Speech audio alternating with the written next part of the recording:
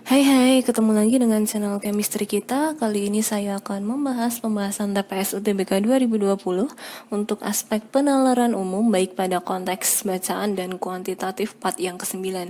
Jadi di part ke-9 ini nanti ada 20 soal, saya ambil dari soal kiriman, jadi ada yang mengirimkan soal ke email saya untuk dibahas. Jadi kali ini saya akan bahas soal kiriman tersebut. Oke, langsung saja kita ke soal yang pertama. Teks berikut digunakan untuk menjawab soal nomor 1 sampai dengan soal nomor 7. Pertanyaannya, pernyataan yang termasuk fakta dalam bacaan di atas adalah yang mana? Oke, ciri-ciri fakta yang paling mudah itu dapat dibuktikan kebenarannya. Kemudian ciri yang kedua, dia bisa berisi data. Dia berisi data bisa kuantitatif maupun kualitatif. Kalau kuantitatif jelas ya harus ada angka, tapi kalau kualitatif itu biasanya pernyataan dari salah satu narasumber. Oke, kita cek saja teksnya. Sekolah Waldorf memang menarik perhatian karena ketika yang lain berlomba-lomba memasukkan perangkat digital ke luar kelas mereka, Waldorf justru menampiknya. Padahal salah satu lokasi sekolah Waldorf yang mendidik anak-anak usia dini sampai kelas 5 ada di Los Altos, California, yang notabene adalah lembah silikon di AS. Murid-murid sekolah ini pun bukan sembarangan. Beberapa dari mereka adalah anak-anak petinggi yang bekerja di perusahaan gawai atau portal internet seperti Google, Apple, eBay, Yahoo, dan Hewlett Packard. Saya secara mendasar menolak gagasan bahwa kita membutuhkan bantuan teknologi digital di sekolah dasar, kata Alan Egel, Executive Communication Google. Atas pertimbangan itu, Egel menyekolahkan putrinya di Waldorf School yang berlandasan pada filosofi pendidikan memanusiakan manusia. Kelas-kelas di sekolah Waldorf didesain seperti kelas klasik untuk menyesuaikan dengan kesan tanpa sentuhan digital dengan dinding terbuat dari kayu. Untuk berinteraksi antara guru dan murid disediakan papan tulis dan kapurnya. Buku-buku elektronik jelas tidak ada, sebagai gantinya adalah buku ensiklopedia. Murid-murid pun mencatat di buku tulis biasa dengan menggunakan pensil. Para murid secara rutin belajar dan bermain di tanah lapang atau lahan bercocok tanam milik sekolah sambil berbecek-becek dan bermain kapur. Aktivitas ini bisa jadi hanya dilakukan di sekolah-sekolah biasa sekali setahun ketika melakukan karya wisata atau diajak keluarga. Pelajaran prakarya masih diajarkan di sekolah ini seperti yang dilakukan oleh Andi, putri Egel tadi. Ia terlihat asik membuat kaos kaki, merajut. Menurut salah seorang guru di Waldorf, seperti dikutip dari The New York Times, mampu membantu anak-anak memahami pola dan matematika dengan menggunakan jarum dan benang, dapat mengasah kemampuan murid-murid memecahkan masalah dan belajar koordinasi. Anak-anak pada dasarnya memiliki rasa ingin tahu yang besar dan selalu memandang dengan kacamata optimistis, ulet kreatif, penuh cinta kasih, berdaya cipta, dan mudah beradaptasi. Para pendidik di Waldorf sadar bahwa peran sekolah adalah untuk memelihara dan mengembangkan kualitas-kualitas tersebut, sehingga anak-anak itu dapat tumbuh sesuai dengan kapasitasnya pada masa depan. Pendidikan modern di sisi lain hanya berfokus pada akademik saja dan melupakan sifat-sifat penting yang membentuk tumbuh kembang anak. Misalnya saja perkembangan perasaan anak positif seperti emosi, estetika, dan kemampuan bersosialisasi, keinginan positif seperti percaya diri dan kemampuan untuk melakukan sesuatu dengan baik, dan kekuatan nilai dalam diri yang dapat melihat benar dan salah. Oke, kita akan cek saja, kita sesuaikan pilihan jawaban dengan teksnya. Pilihan A, sekolah A, sekolah Waldorf melarang siswa-siswanya membawa smartphone di sekolah. Tadi dari bacaan tidak ada kalimat yang menyatakan bahwa sekolah tersebut melarang siswa-siswanya membawa smartphone. Oke ya, dia memang dalam sekolah itu tidak ada sentuhan digital, tapi tidak ada pernyataan yang menyatakan bahwa siswa-siswa dilarang membawa smartphone. Oke, kemudian B, setiap siswa yang lulus dari sekolah Waldorf bisa membuat kerajinan tangan. Oke, tadi di sini kerajinan tangan itu kan sama saja prakarya ya, pelajaran prakarya masih diajarkan di sekolah ini. Oke, kerajinan tangan memang diajarkan di sekolah itu, tapi itu bukan jaminan bahwa setiap siswa yang lulus dari sekolah Waldorf bisa membuat kerajinan tangan. Oke, berarti pilihan B bukan fakta yang sesuai ya. Kemudian yang C, Sekolah Waldorf menggunakan papan tulis dan kapur untuk kegiatan belajar di dalam kelas. Oke, tadi ada di paragraf 2 nih. Untuk berinteraksi antara guru dan murid disediakan papan tulis dan kapurnya. Berarti kan ini untuk kegiatan belajar mengajar di dalam kelas itu memang menggunakan papan tulis dan kapur. Oke, kita simpan dulu pilihan C karena dia adalah fakta dan ada di teks. Pilihan D, sekolah Waldorf mengharuskan siswanya meninggalkan teknologi dalam kehidupan sehari-hari. Tidak ya, tidak ada kalimat atau tidak ada fakta yang menyebutkan bahwa sekolah tersebut mengharuskan siswanya meninggalkan teknologi dalam kehidupan sehari-hari. Mungkin di dalam sekolah ketika pelajaran dia tidak menggunakan teknologi, tapi kalau dalam kehidupan sehari-hari, dalam lingkungan keluarga atau masyarakat, itu pasti ada siswa yang menggunakan teknologi.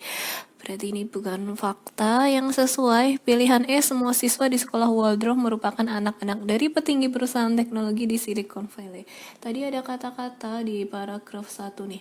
Beberapa dari mereka adalah anak-anak petinggi. Oke. Jadi hanya beberapa ya, tidak semua. Padahal pernyataan E di sini menyebutkan semua. Berarti pernyataan E juga bukan. Sehingga nomor 1, fakta yang termasuk dalam bacaan tersebut adalah pilihan yang C. Nomor 2, hal yang dapat disimpulkan dari paragraf ketiga adalah yang mana? Oke, kita akan sesuaikan dengan teksnya saja. Jadi simpulan di sini uraian pembicaraan dari suatu permasalahan yang ada dalam paragraf tersebut. Ini sudah saya potong ya, saya ambil paragraf 3 saja. Anak-anak pada dasarnya memiliki rasa ingin tahu yang besar dan selalu memandang dengan kacamata optimistis, ulet kreatif, penuh cinta kasih, berdaya cipta, dan mudah beradaptasi. Para pendidik di Waldorf sadar bahwa peran sekolah adalah untuk memelihara dan mengembangkan kualitas-kualitas tersebut, sehingga anak-anak itu dapat tumbuh sesuai dengan kapasitas pada masa depannya. Pendidikan modern di sisi lain hanya berfokus pada akademik saja dan melupakan sifat-sifat penting yang membentuk tumbuh kembang anak. Misalnya saja perkembangan perasaan anak positif seperti emosi, estetika, dan kemampuan bersosialisasi, keinginan positif seperti percaya diri dan kemampuan untuk melakukan sesuatu dengan baik, dan kekuatan nilai dari dalam yang dapat melihat benar dan salah. Oke, intinya di paragraf di sini ada sifat-sifat dari dalam diri anak itu yang memang harus dikembangkan secara maksimal karena sifat-sifat tersebut itu nanti penting untuk tumbuh kembang dan di masa depannya ya. Nih, ada sifat-sifat seperti rasa ingin tahu dan sebagainya. Oke, kita akan analisis pilihannya mana simpulan yang sesuai. Pilihan A, rasa ingin tahu, optimis, dan yang lainnya yang ada pada anak. Jika dikembangkan dengan maksimal, di masa depan anak bisa lebih unggul dan lebih sukses daripada anak yang menggunakan teknologi. Oke, dari teks tersebut tidak ada yang menyatakan bahwa anak-anak yang tidak menggunakan teknologi ini lebih unggul dan lebih sukses daripada anak yang menggunakan teknologi. Dari teks di situ hanya menyebutkan bahwa anak-anak yang sekolah di Waldorf yang tidak menggunakan sentuhan digital dalam sekolahnya, dalam pembelajarannya itu nanti akan dapat mengembangkan bakat-bakat atau sifat-sifat yang ada dalam diri sehingga dia dapat membentuk tumbuh kembang anak dan itu akan sangat berguna pada masa depan. Jadi di sini tidak dibandingkan dengan siswa yang menggunakan teknologi. Sehingga kurang tepat untuk pilihan A. Pilihan B, sekolah Waldorf melihat bahwa banyak potensi lain yang juga bisa dilatih di diri anak-anak selain hanya terfokus pada perkembangan akademik dan hal tersebut dapat tumbuh sesuai dengan kapasitasnya di masa depan. Oke, kita simpan dulu karena tadi kan memang di sini disebutkan bahwa ada banyak potensi atau hal-hal dari dalam diri anak yang bisa dikembangkan sehingga dia akan berguna di masa depan. Pilihan C, perkembangan akademik bukanlah hal yang sangat penting dilatih sejak kecil karena hal tersebut tidak sepenuhnya dapat mendukung potensi anak pada masa yang akan datang. Oke, di sini tidak memfokuskan pada perkembangan akademiknya ya, tapi yang difokuskan dari paragraf 3 di situ adalah sifat-sifat yang ada dalam diri seorang anak. Oke. Kemudian pilihan D, dengan memperhatikan rasa ingin tahu anak, optimis, ambisius, dan kreatif tentunya dapat mendukung potensi anak lebih baik dan dapat dipergunakan pada masa yang akan datang. Oke, ini juga bisa. Jadi di sini kan membicarakan sifat-sifat atau potensi-potensi dari dalam diri anak yang bisa dikembangkan, kemudian nanti dia akan berguna di masa yang akan datang. Pilihan D kita simpan. Pilihan E, sebaiknya sekolah-sekolah di Indonesia tidak memasukkan metode pembelajaran teknologi di sekolah, melainkan mengikuti sistem yang diterapkan oleh sekolah Waldorf. Tidak ya, ini kan kita harus menyimpulkan dari kalimat atau bacaan yang ada di paragraf ketiga. Antara pilihan B dan pilihan D. Pilihan B, sekolah Waldorf melihat banyak potensi lain yang juga bisa dilatih di diri anak selain hanya terfokus pada perkembangan akademik, dan hal tersebut dapat tumbuh sesuai kapasitas di masa depan. Oke. Di sini kan dia menyatakan bahwa banyak potensi lain. Apa saja potensinya? Nah, ini di dalam diri itu kan ada rasa ingin tahu, kemudian ada sifat optimistis, ulet, kreatif, dan sebagainya. Kemudian tadi juga ditekankan di dalam teks bahwa para pendidik di Waldorf itu sadar bahwa sekolah itu memang harus mengembangkan kualitas-kualitas yang berada di dalam diri seorang anak agar dia dapat tumbuh sesuai dengan kapasitasnya. Oke, ini cocok nih yang B. Nah, bagaimana dengan yang D? Dengan memperhatikan rasa ingin tahu anak, optimis, ambisius, dan kreatif tentunya dapat mendukung potensi anak lebih baik dan dapat dipergunakan pada masa yang akan datang. Oke, hati-hati. Di sini memang ini adalah sifat-sifat yang ada dalam diri anak, tapi di sini hanya disebutkan rasa ingin tahu anak, optimis, ambisius, dan kreatif. Padahal di teks tadi itu banyak sekali. Ada optimis, ulet, kreatif, penuh cita, berdaya cipta, dan mudah beradaptasi. Jadi hal-hal tersebut itu kalau kita ringkas atau kita bahasakan dengan kata lain, itu adalah potensi-potensi yang ada dalam diri. Jadi cukup dikatakan dengan potensi, itu tidak masalah. Kalau di pernyataan D itu malah kurang tepat karena tidak disebutkan semua yang ada di teks. Jadi kalau mau dirinci ya sekalian dirinci semuanya. Sehingga nomor 2 jawaban yang tepat adalah pilihan yang B. Nomor 3, istilah prakarya pada bacaan di atas sama artinya dengan apa? Oke, tadi saya membaca prakarya. Oke, nih di paragraf ini. Pelajaran prakarya masih diajarkan di sekolah ini. Oke, kita tahulah apa itu prakarya. Analisis saja pilihan jawabannya. Barang setengah jadi pilihan A, bukan ya. Prakarya itu bukan barang setengah jadi. Prakarya itu kan jadi hasil karya yang benar-benar kita buat melalui tangan kita sendiri, hasil kita sendiri. Pilihan B, pekerjaan ringan, bukan. Jelas bukan. Pilihan C, mainan. Prakarya itu belum tentu mainan ya. Pilihan D, pekerjaan tangan. Nah, pekerjaan tangan. Nah, jadi prakarya itu kan hasil dari tangan kita sendiri, diri kita sendiri. Oke, kemudian kalau barang tradisional, jelas bukan. Jadi nomor 3, prakarya itu sama saja dengan pilihan D, yaitu pekerjaan tangan. Nomor 4, hal yang dapat disimpulkan dari bacaan di atas adalah yang mana? Oke, tadi saya sudah membaca, dan aslinya soal nomor 4 ini saya bahas di video mengenai pembahasan untuk menentukan judul dan simpulan. Jadi bisa dicek lagi penjelasan lebih rincinya. Saya hanya akan menjelaskan secara singkat saja untuk soal ini karena sudah pernah.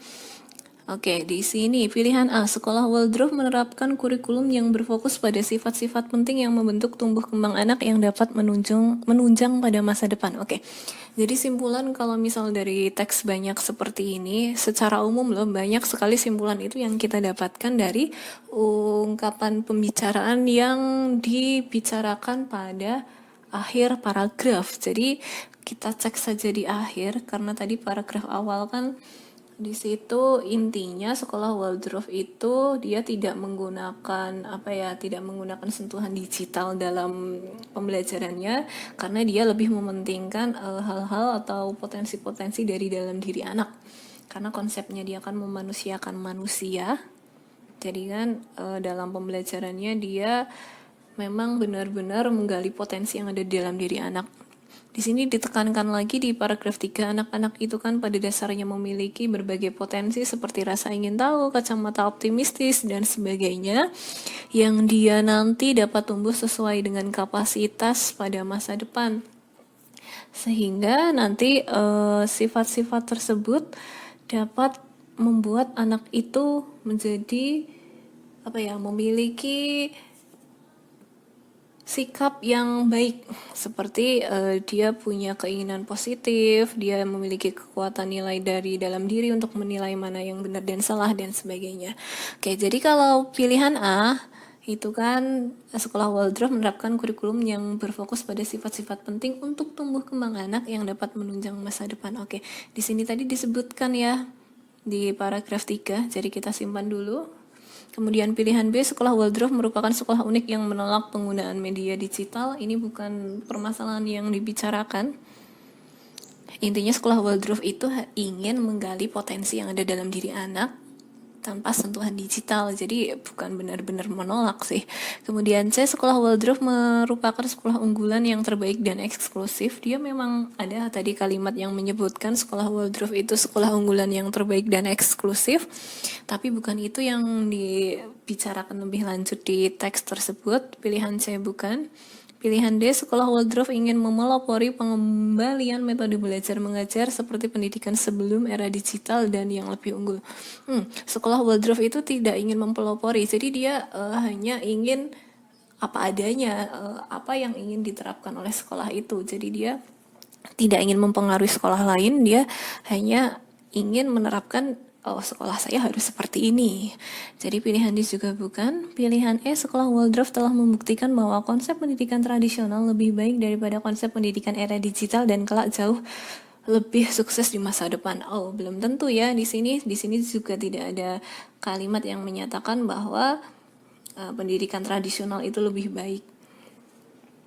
Dia bukan jaminan juga. Oke, berarti nomor 4 simpulan yang tepat adalah pilihan yang A.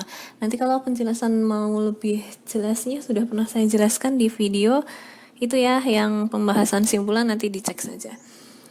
Kemudian nomor 5, pernyataan di bawah ini yang tidak sesuai dengan bacaan di atas adalah yang mana? Oke, kita akan analisis langsung pilihannya saja karena kita tadi sudah membaca teksnya. Pendidikan modern lebih berfokus pada sisi akademik. Oke, ini ya, pendidikan modern di sisi lain hanya berfokus pada akademik. Oke, ini sesuai ya. Kan yang ditanyakan yang tidak sesuai. B, merajut dapat mengasah siswa untuk memecahkan masalah dan belajar koordinasi. Nih, merajut menurut salah seorang guru di Waldorf seperti dikutip dari The New York Times mampu membantu anak-anak memahami pola dan matematika dengan menggunakan jarum dan benang, dapat mengasah kemampuan murid-murid memecahkan masalah dan belajar koordinasi. Oke ya, ada ya. Dia mengasah siswa memecahkan masalah dan belajar koordinasi. Oke, berarti ini sesuai. Pilihan C, tidak ada sentuhan digital di kelas-kelas sekolah Waldorf. Tidak ada sentuhan digital. Oke, ini ya. Di paragraf 2, kelas-kelas di sekolah Waldorf didesain seperti kelas klasik untuk menyesuaikan dengan kesan tanpa sentuhan digital. Oke, ini juga sesuai. Kemudian pilihan D, buku ensiklopedia masih digunakan di sekolah Waldorf. Buku oke, ini ya. Buku-buku elektronik jelas tidak ada. Sebagai gantinya adalah buku ensiklopedia. Oke. Berarti ini juga sesuai. Pilihan E, siswa Waldorf hanya terfokus melatih kemampuan bercocok tanam dan memelihara ikan. Adakah tadi kalimat yang menyatakan siswa Waldorf hanya fokus untuk bercocok tanam? Bentar. Oke, kayaknya di paragraf 2. Di sini para murid secara rutin belajar dan bermain di tanah lapang atau lahan bercocok tanam milik sekolah. Sambil berbecek-becek, aktivitas ini bisa jadi hanya dilakukan di sekolah lain sekali dalam setahun. Kemudian ada pelajaran prakarya juga. Banyak pelajaran ya yang diajarkan di Waldorf. Di sini dia tidak hanya terfokus pada bercocok tanam dan memelihara ikan. Tadi saya tidak membaca memelihara ikan nih di sini. Oke, berarti yang tidak sesuai dengan bacaan adalah pilihan yang E. Nomor 6, kesimpulan yang mungkin benar dari paragraf kedua adalah yang mana? Oke, baca ulang saja. Jadi dia harus menyangkut pembicaraan dari suatu permasalahan yang ada di paragraf ini. Kelas-kelas di sekolah Waldorf didesain seperti kelas klasik untuk menyesuaikan dengan kesan tanpa sentuhan digital dengan dinding terbuat dari kayu. Untuk berinteraksi antara guru dan murid disediakan papan tulis dan kapurnya. Buku-buku elektronik jelas tidak ada, sebagai gantinya adalah buku ensiklopedia. Murid-murid mencatat di buku tulis biasa dengan menggunakan pensil. Kemudian para murid secara rutin belajar dan bermain di tanah lapang atau lahan bercocok tanam milik sekolah sambil becek-becek dan bermain kapur. Kemudian langsung saja pelajaran prakarya masih diajarkan di sekolah ini seperti yang dilakukan oleh Andi. Dia terlihat asik dalam membuat kaos kaki, kemudian merajut. Menurut salah seorang guru di Waldorf, seperti dikutip dari The New York Times, mampu membantu anak-anak memahami pola dan matematika dengan menggunakan jarum dan benang, dapat mengasah kemampuan murid-murid memecahkan masalah dan belajar koordinasi. Oke, intinya di sini pembelajaran yang mengajarkan di sekolah Waldorf itu sama sekali tidak ada sentuhan digital. Dia benar-benar murni seperti sekolah klasik yang menggunakan papan tulis, kemudian kapur, masih menggunakan buku, kemudian dia masih bermain di tanah lapang dan sebagainya. Tujuannya itu nanti agar murid-murid itu dapat mengasah kemampuan memecahkan masalah dan belajar koordinasi. Intinya di situ kita analisis saja pilihannya. Pilihan A, sekolah Waldorf menerapkan teknik pengajaran yang bertujuan untuk meningkatkan rasa percaya diri serta tidak tergantung dengan kemajuan teknologi. Oke, bisa jadi ya, simpan dulu saja. Pilihan B, sekolah Waldorf menerapkan berbagai aktivitas yang jauh dari sentuhan teknologi dan hal tersebut jarang dilakukan di sekolah-sekolah lainnya. Oke, memang di sini sekolah Waldorf itu menerapkan aktivitas yang jauh dari sentuhan teknologi. Tapi di sini tidak dijelaskan apa sih yang dampak dari mereka itu melakukan aktivitas yang jauh dari teknologi. Harusnya dijelaskan juga, karena dia jauh dari teknologi itu siswa-siswa dapat memiliki kemampuan memecahkan masalah, belajar koordinasi, dan sebagainya. Oke, jadi ini kurang tepat ya, karena tidak ada hubungan sebab akibatnya. Pilihan C, sekolah Waldorf hanya terfokus pada bercocok tanam dan merajut, yang dimana dapat mengasah kemampuan murid-murid memecahkan masalah dan belajar koordinasi. Hanya terfokus. Oke, ini tidak hanya terfokus ya. Intinya kan sekolah Waldorf dia apa ya, konvensional, kontekstual. Jadi apa yang ada di lingkungan itu dipelajari di sekolah Waldorf. Kemudian pilihan D, siswa di sekolah Waldorf berasal dari keluarga yang cukup terpandang namun tetap percaya dengan sistem pengajaran di sekolah tersebut yang jauh dari penggunaan teknologi. Oke, di situ tidak menjelaskan ini ya, siswa di sekolah Waldorf berasal dari keluarga yang cukup terpandang. Oke. Kemudian pilihan E, siswa yang sekolah di Waldorf dianggap akan lebih unggul dibandingkan siswa-siswa lainnya meski memahami perkembangan teknologi. Ini juga bukan permasalahan yang dibicarakan. Oke, berarti tadi yang tidak saya coret hanya yang A. Sekolah Waldorf menerapkan teknik pengajaran yang bertujuan meningkatkan rasa percaya diri serta tidak tergantung dengan kemajuan teknologi. Jadi kan tadi dijelaskan bagaimana sih kelas yang ada di sekolah Waldorf, kemudian bagaimana interaksinya, cara guru-gurunya mengajar, proses pembelajarannya, itu kan sama saja teknik pengajaran yang dilakukan. Tujuannya untuk apa? Tadi di akhir paragraf dikatakan bahwa nanti dia dapat membantu para siswa untuk mengasah kemampuan masalah dan belajar koordinasi. Jadi kan dengan kata lain nanti dia dapat meningkatkan rasa percaya diri dan tidak ketergantungan dalam kemajuan teknologi, karena dalam pembelajaran di sekolah sama sekali tidak ada sentuhan digital. Sehingga nomor 6, simpulan yang paling benar itu adalah pilihan yang A.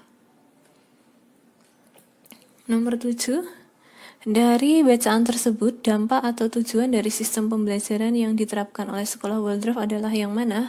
Oke, kita analisis langsung pilihannya. Agar anak tidak terlalu fokus pada kecanggihan teknologi. Tujuannya bukan agar anak tidak terlalu fokus pada kecanggihan teknologi, tapi tadi ya, dia menumbuhkan tumbuh kembang anak sesuai dengan kapasitasnya demi masa depan mereka. Oke, berarti pilihan A kurang sesuai. Kemudian B, dengan sistem yang diterapkan dapat melatih nilai-nilai natural dari seorang anak yang nantinya dapat tumbuh sesuai kapasitas anak pada masa depan. Oke, simpan dulu, ini bisa jadi. Pilihan C, pendidikan dengan memanusiakan manusia dan meningkatkan potensi-potensi bawaan anak pada pendidikan dengan memanusiakan manusia dan meningkatkan potensi-potensi bawaan pada anak yang nantinya tumbuh dengan kapasitas yang lebih baik di masa depan dan tidak hanya memperhatikan kemampuan akademik. Oke, ini bisa jadi dia akan ditanyakan dampak dan tujuan, dampak atau tujuan. Nanti kita analisis. Pilihan D, agar anak tidak selalu ketergantungan dengan perkembangan yang ada di sekitar dan salah satunya adalah teknologi yang perkembangannya sangat pesat. Oke, tujuannya bukan itu. Tujuannya tadi untuk mengembangkan sifat-sifat atau potensi dalam diri anak. Pilihan E, lebih terfokus pada bakat anak, tidak fokus pada perkembangan akademik karena hal tersebut dianggap tidak penentu utama dalam mengembangkan kualitas anak di masa depan. Oke. Lebih fokus pada bakat anak, tidak fokus pada perkembangan akademik karena hal tersebut dianggap tidak penentu utama dalam mengembangkan kualitas. Oke. Ini kurang tepat antara pilihan B dan pilihan yang C. Nah, tadi kan disebutkan dampak atau tujuan. Jadi kalau di paragraf 1 kan di sini dari sekolah Waldorf itu kan dia adalah sekolah yang berlandaskan pada filosofi pendidikan untuk memanusiakan manusia. Tujuannya apa untuk memanusiakan manusia? Tujuannya itu untuk menggali potensi-potensi yang ada dalam diri anak. Jadi ada kemampuan untuk rasa ingin tahu, kemudian optimistis, ulet, kreatif, penuh cinta dan berdaya cipta dan sebagainya. Itu perlu digali. Nanti dia akan berguna untuk tumbuh kembang sesuai kapasitasnya pada masa depan. Jadi dia tidak hanya berfokus pada akademik saja. Kalau pilihan B, dengan sistem yang diterapkan dapat melatih nilai-nilai natural dari seorang anak yang nantinya dapat tumbuh sesuai kapasitas anak pada masa depan. Dengan sistem nilai-nilai natural ya di sini. Oke, nilai dari dalam diri anak. Tapi kalau pilihan C, tujuannya itu kan pendidikan dengan memanusiakan manusia. Nah kan tadi kan yang ditanyakan tujuan dari sistem pembelajaran. Di sini ada nih, sekolah Waldorf itu berlandaskan pada filosofi pendidikan memanusiakan manusia. Berarti kan salah satu tujuannya untuk memanusiakan manusia. Selain itu di paragraf akhir tadi dijelaskan itu gunanya untuk meningkatkan potensi bawaan yang ada pada anak. Jadi pilihan B ini kurang sesuai karena kurang lengkap saja untuk tujuan yang diterapkan dari sekolah Waldorf ini. Oke, sehingga nomor 7 jawaban yang tepat adalah pilihan yang C. Lanjut untuk teks berikutnya. Teks berikut digunakan untuk menjawab soal nomor 8 sampai 14. Di sini karena panjang sekali teksnya, nanti akan saya potong sesuai pertanyaannya saja. Oke, langsung saja ke soal nomor 8. Simpulan yang benar dari paragraf 1 adalah yang mana? Oke, kita akan cek. BNN mengatakan setiap tahun para pengguna narkoba di Indonesia menghabiskan uang 72 triliun rupiah untuk membeli narkotika. Selain itu, sejak 2010, jumlah pengguna dan kasus tindak pidana narkoba terus meningkat. Berdasarkan data tersebut, Kepala BNN Inspektur Jenderal Budi Waseso menyatakan Indonesia kini dalam kondisi darurat narkoba. Berdasarkan laporan akuntabilitas kinerja instansi pemerintahan atau LAKIP, Badan Narkotika Nasional atau BNN, penyalahgunaan narkoba pada pelajar dan mahasiswa selama 10 tahun terakhir menunjukkan tren menurun. Pada 2016, prevalensi penyalahgunaan narkoba pernah pakai sebesar 8,10%. Artinya 8 dari 100 orang pelajar atau mahasiswa pernah memakai narkoba seumur hidupnya walau hanya 1 kali.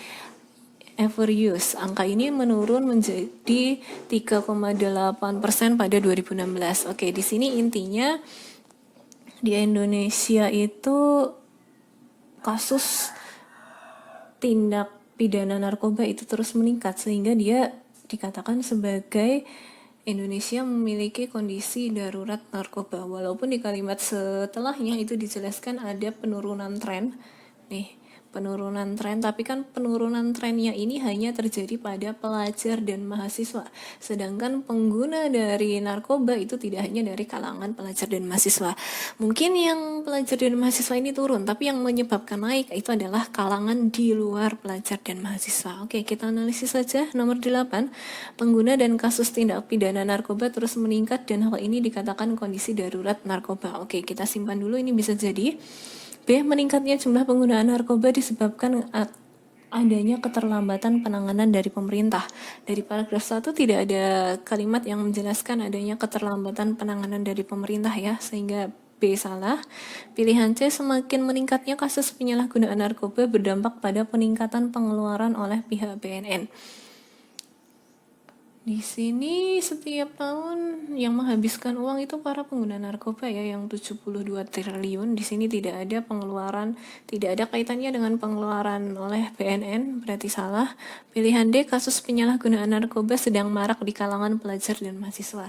Tadi kalau di kalangan pelajar dan mahasiswa itu ada tren yang menurun. Jadi bukan. Pilihan E, banyak masyarakat yang masih belum memahami akan bahayanya penyalahgunaan narkoba. Di situ juga tidak menjelaskan bagaimana bahaya penyalahgunaan narkoba, sehingga simpulan yang paling tepat sesuai untuk teks pada paragraf 1 di sini, nomor 8 jawabannya adalah yang A.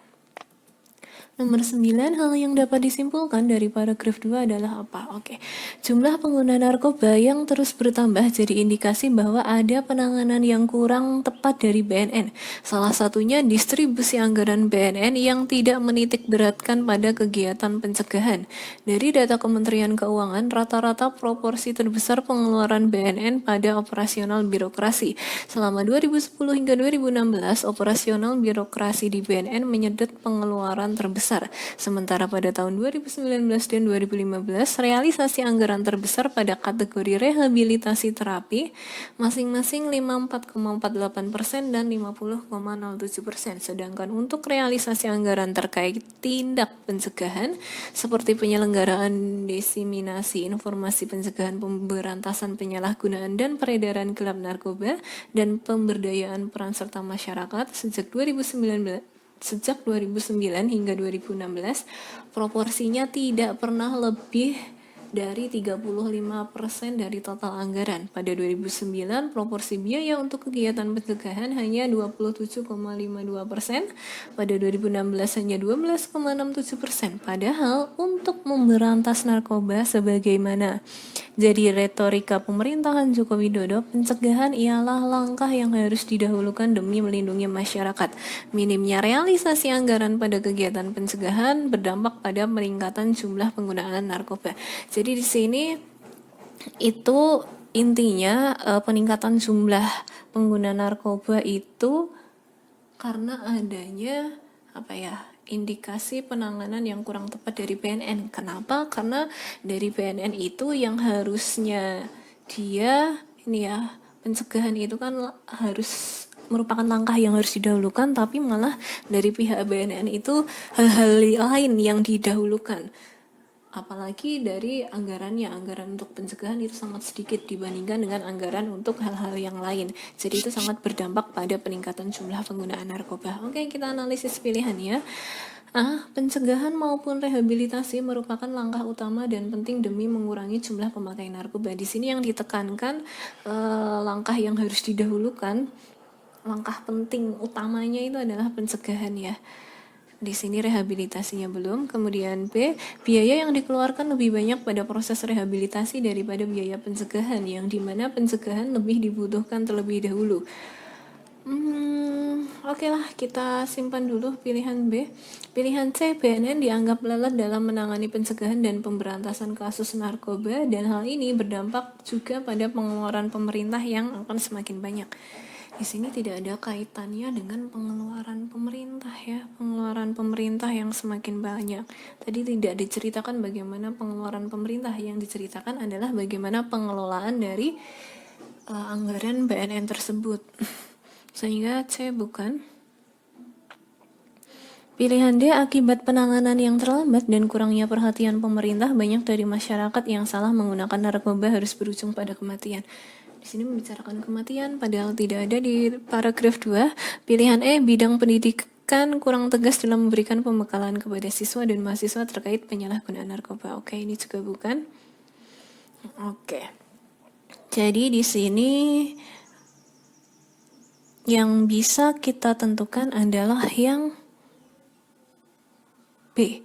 Biaya yang dikeluarkan lebih banyak pada proses rehabilitasi. Tadi kan ada kan nih. Sementara tahun 2009 dan 2015 realisasi anggaran terbesar itu ada pada rehabilitasi terapi.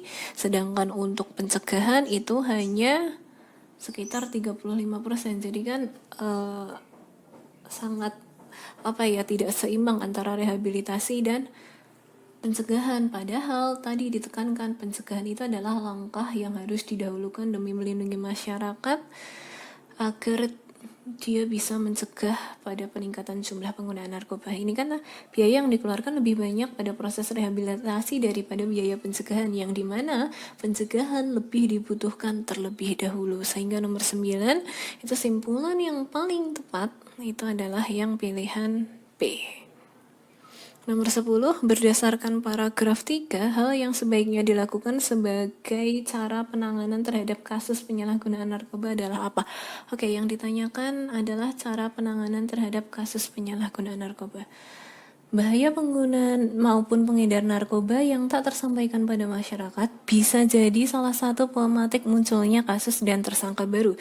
Selain itu, selama ini banyak penanganan terhadap pengguna narkoba diarahkan pada hukum pidana. Padahal dibanding penanganan tindak pidana, kegiatan rehabilitasi dapat menjadi solusi. Kedua kegiatan, baik pencegahan maupun rehabilitasi, merupakan langkah utama dan penting demi mengurangi jumlah pemakai narkoba. Namun sayangnya jumlah pengguna narkoba yang direhabilitasi baru 18.000 orang dari 4,2 juta pengguna di Indonesia. BNN yang memiliki 4 rumah sakit hanya mampu merehabilitasi 2.000 orang, sedangkan swasta merehabilitasi 16.000 orang. Ironinya, pemberantasan narkoba era Jokowi, permasalahan dari sana tak hanya bikin kerugian negara kian besar, tetapi berujung kematian terhadap pengguna narkoba. Kini ada 5 juta penyalahgunaan narkoba dengan korban meninggal per hari mencapai 40-50 orang. Bila tidak ditangani dengan tepat, persoalan ini akan menjadi bom waktu dan lingkaran setan yang tak kunjung terputus. Oke. Intinya di sini bahwa dalam menangani kasus pengedaran narkoba itu masih lebih ditekankan pada tindak pidana, padahal yang lebih penting itu adalah adanya baik pencegahan maupun rehabilitasi. Tapi yang direhabilitasi itu belum semua, makanya di sini ada permasalahan.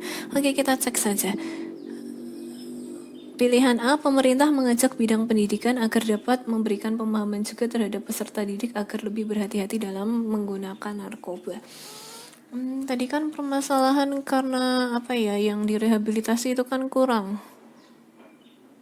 Sehingga kita harus memberikan penanganan terhadap kasus itu, bukan terhadap peserta didik ya. Kemudian pilihan B, pemerintah sebaiknya lebih memberikan tindakan yang lebih nyata terhadap BNN dalam pencegahan dan penanganan kasus penyalahgunaan narkoba di masyarakat. Oke, simpan dulu. Pilihan C, BNN tidak terlalu menitik beratkan pada kasus dan hukuman bagi mereka yang sudah menggunakan, melainkan pada proses pencegahan lewat birokrasi dan penanganan rehabilitasi pada pengguna. Nah, oke, kita simpan dulu.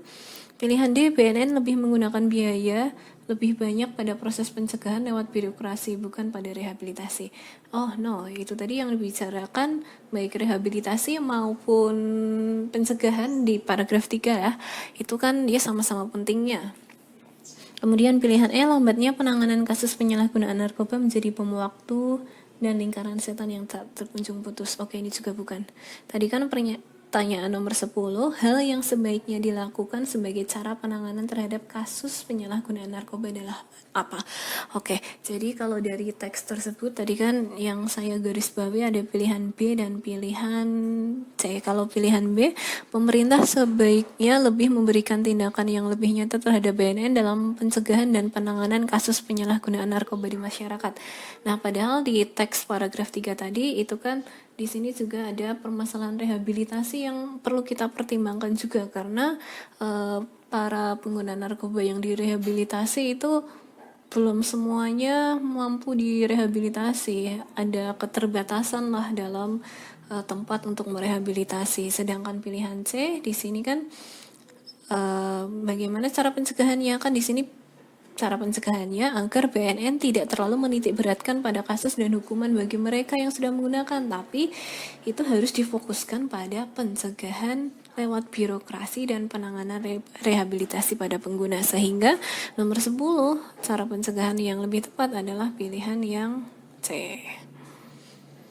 Oke, nomor 11, dari data diagram batang di atas, selisih terendah antara pengguna narkotika, psikotropika, dan bahan aditif lainnya terjadi pada tahun berapa? Oke, di sini kan yang ditanyakan adalah selisih terendah antara narkotika, psikotropika, dan bahan aditif. Berarti kan kita tinggal lihat saja grafik yang jaraknya tidak terlalu jauh antara narkoba, psikotropika, dan bahan aditif lainnya. Kalau kita lihat ini kan dari grafik kelihatan nih, untuk kuning kan narkotika dengan bahan aditif lainnya di sini kan lumayan tinggi. Ini kita lihat ininya saja. Kemudian ini untuk 2012, 2013. Nah, di sini kan antara narkotika dengan bahan aditif lainnya kan dia, kalau kita lihat jaraknya ya dari grafik itu kan dia paling rendah. Nih. Kalau misal mau dibandingkan dengan psikotropika pun, ini kan psikotropika ya rata-rata cuman segini kan. Nih, relatif rendahnya relatif hampir sama. Nah, ini kan juga jaraknya tidak terlalu jauh. Jadi tidak perlu ngitung, dilihat saja yang selisihnya tidak terlalu jauh karena dia ditanyakan selisih terendah kan. Sehingga jelas dari grafik ini yang selisihnya terendah adalah tahun 2013. Nomor 11 jawabannya adalah pilihan yang D. 12. Pada tahun berapakah selisih terendah kedua penggunaan psikotropika? Jika dilihat dari diagram batang di atas, psikotropika adalah yang warna ungu. Oke, berarti kita lihat 2010 ke 2011 itu selisihnya 420, 2011 ke 2012 ini kan 1729 sama 1601, selisihnya 128. 2012 ke 2013 itu selisihnya 117, 2013 ke 2014 780 selisihnya, 2014 ke 2015 selisihnya 53. Yang ditanyakan selisih terendah kedua. Terendah pertama kan ini ya, ini terendah pertama. Terendah kedua ini 117. Oke, sehingga jelas jawabannya nomor 12 adalah yang C. 13. Jika dilihat dari data diagram di atas, pada tahun berapakah kasus jumlah pengguna bahan aditif penurunan tertinggi kedua? Oke, dia ditanyakan penurunan bahan aditif penurunan tertinggi kedua ya. Oke, bahan aditif yang warna ungu. Ini 2010 ke 2011 naik, berarti nggak akan saya hitung. 2011 ke 2012 oke turun, nanti kita hitung yang ini. Kemudian 2012 ke 2013 naik, berarti bukan. 2013 ke 14 turun, nanti kita hitung juga. 2014 ke 15 naik. Oke, berarti kita tinggal menghitung selisih 2011 2012 dan 2013 2014. 2011 2012 itu selisihnya adalah 1150. Sedangkan 2013 ke 2014 itu penurunannya 1820. Yang ditanyakan adalah penurunan tertinggi kedua. Ini penurunan tertinggi pertama, ini penurunan tertinggi kedua. Sehingga nomor 13 jawabannya adalah yang B. 14. Dari data yang disajikan pada diagram batang di atas, hal yang paling menonjol yang dapat disimpulkan ialah apa? Oke, kita analisis saja pilihannya langsung. Kasus pada pengguna psikotropika mengalami penurunan yang sangat drastis setiap tahunnya. Psikotropika yang warna ungu. Oke, penurunan sangat drastis. 2010 ke 2011 naik. 11 ke 12 naik. Oke, berarti bukan turun ya, jelas salah. Pilihan B, pengguna bahan aditif lainnya tergolong stabil setiap tahunnya. Bahan aditif stabil itu berarti angkanya tidak berubah terlalu jauh. Ini 2010 ke 2011 naik. Jauh nih naiknya. 2011 ke 2012 turun. Nah, berarti tidak stabil. Pilihan C, jumlah pengguna narkotika cenderung selalu naik di setiap tahun dan lebih tinggi dibandingkan pengguna lainnya. Narkotika cenderung naik ya, ini 2010 ke 2011 naik, 2011 ke 2012 ini turun tapi sangat sedikit ya, dia cenderung stabil nih. 2012 ke 13 naik, kemudian 13-14 naik lagi, 14 ke 15 naik. Oke, dia cenderungnya naik dan memang lebih tinggi dari pengguna lainnya. Oke, kita simpan dulu. Pilihan D, peningkatan kasus penggunaan bahan aditif lainnya paling banyak antara 2013 dan 2014. Peningkatan kasus Oke, 2013-2014 dia malah turun ya, bukan meningkat. Berarti salah nih. Pilihan E, pengguna narkotika dan psikotropika mengalami kenaikan yang persentasenya selalu sama. Kalau persentasenya selalu sama berarti kan ketika narkotika naik, psikotropika ikut naik. Narkotika turun, psikotropika ikut turun. Walaupun angkanya beda, tapi nanti kita bisa hitung presentasinya kalau dia sama-sama naik atau sama-sama turun. Kita lihat saja. Narkotika dan psikotropika. Oke, narkotika. Oke, di sini narkotika naik, psikotropikanya naik. Kemudian narkotika tahun 2011 ke 2012 turun, psikotropikanya juga turun. Kemudian dari 2012 ke 2013 narkotikanya naik, psikotropikanya malah turun. Berarti jelas kenaikan persentasenya jelas tidak sama. Sehingga nomor 14 jawaban yang benar adalah pilihan yang C. Nomor 15, berapakah nilai 32% dari 0,0289? 32% dari akar 0,0289. 32% kan 32/100, itu kan sama saja 0,32 kan? Nah, cara mudahnya gini saja, tidak usah bingung. Di sini kan akar dari suatu bilangan desimal. Di sini kan ada 4 angka di belakang koma. Berarti nanti hasil angkanya adalah 2 angka di belakang koma nih, 2 angka di belakang koma. Kemudian angkanya berapa? Karena di sini akhirannya 9, otomatis kan akar yang akhirannya 9 itu kalau tidak 3 ya 7 kan. 3 kali 3 kan 9, kalau 7 kali 7 ya 49. Oke. Berarti kan saya akan mengambil di sini saya contoh 7, di sini saya ambil 3 misal. Kalau 2 dikali 7 berarti kan nanti dia akhirannya adalah 4. Oke, di sini ada nih yang akhirannya 4. Kemudian berapa angka di belakang koma? Ini kan 0,32, 2 angka di belakang koma. Tadi akar angka ini kan juga 2 angka di belakang koma. Kalau saya kalikan berarti 4 angka di belakang koma. Ada nih pilihan B. Saya coba kalau misal menggunakan angka 3, akhirannya 3 berarti kan nanti 3 kalau saya kali 2 akhirannya harus 6. Di sini tidak ada yang 6. Sehingga nomor 15 jawabannya jelas yang B.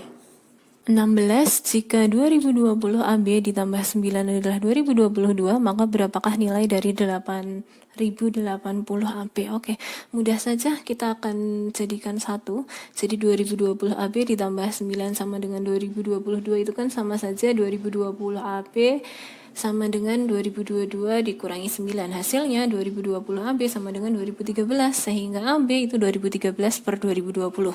Tidak usah kita hitung, jadi AB di sini nanti akan kita substitusikan ke sini. Jadi kan 8080 AB sama dengan 8080 dikali 2013/2020. Ini bisa kita coret-coret. Coret-coret.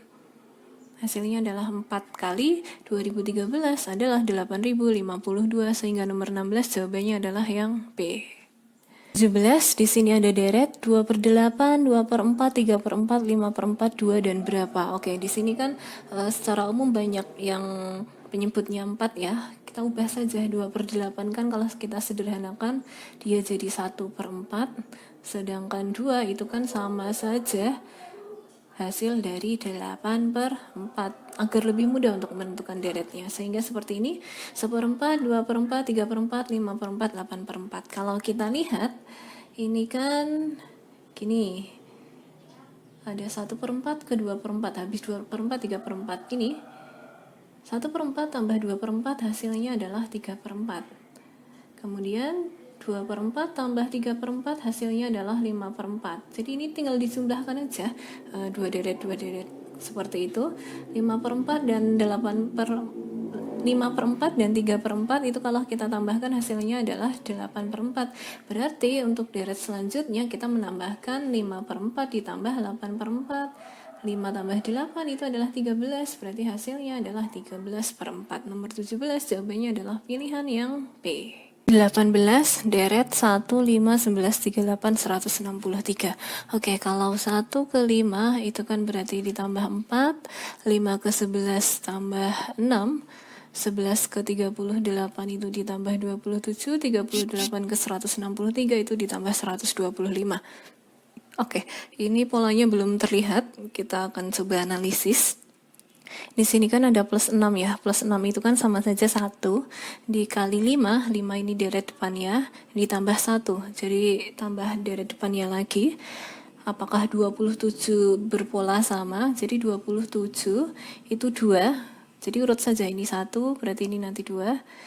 Kalau dikali 11 kan berarti 22 ditambah 5, 27. Berarti ini nanti juga harusnya sama. Jadi harus 3 dikali 38 tambah 11 harusnya. 3 kali 38 ditambah 11. 3 kali 8 itu berapa?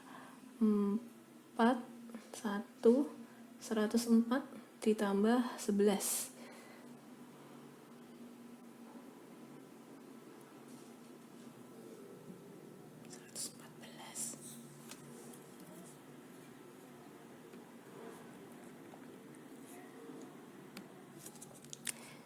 18 ada deret 1, 5, 11, 38, 163. Oke, kalau 1 ke 5 itu berarti ditambah 4, 5 ke 11 itu tambah 6, 11 ke 38 tambah 27, dan 38 ke 163 itu ditambah 125.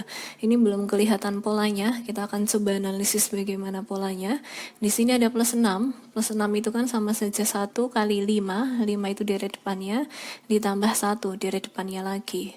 Apakah 27 berpola sama? Jadi 27 di sini 2. Jadi urut saja ya, ini 1, ini 2, nanti setelahnya 3. Dikali 11 ditambah 5, kan kalau 2 kali 11 22 ditambah 5 itu 27. Oke, cocok. 125 berarti harusnya 3 kali 38 ditambah 5. Kan kalau 3 dikali 38 itu adalah 114. 114 ditambah 11. 125, oke cocok. Berarti nanti ini setelahnya harusnya 4 dikali 163 ditambah 38. 4 kali 163 tambah 38 hasilnya 690. Berarti 690 harus saya tambah dengan 163, sehingga deret berikutnya adalah 853. Nomor 18 jawabannya adalah yang C. Nomor 19, di sini ada 2 kotak ya, kita harus mengidentifikasi polanya. Kita akan analisis pola sebelah kiri, nanti sebelah kanan mengikuti saja. Di sini karena yang tanda tanya adalah sebelah atas, berarti nanti mudahnya bagaimana kita mengotak-atik, mengolah nih 10, 23, 5, dan 115 agar hasil akhirnya menjadi 2,5. Oke, gitu saja. Jadi di sini kalau misal 115 saya bagi 23 itu kan hasilnya adalah 5. 5 kalau nanti saya kali 5, 25 dibagi 10, 2,5. Oke, berarti polanya seperti itu. Jadi nanti ya 115 yang tengah ini dibagi dengan yang bawahnya dulu. Nanti ketemu, saya kalikan, ini kan dibagi. Kemudian nanti dikali dengan sana yang angka sebelah kanan, kemudian nanti dibagi dengan angka yang sebelah kiri.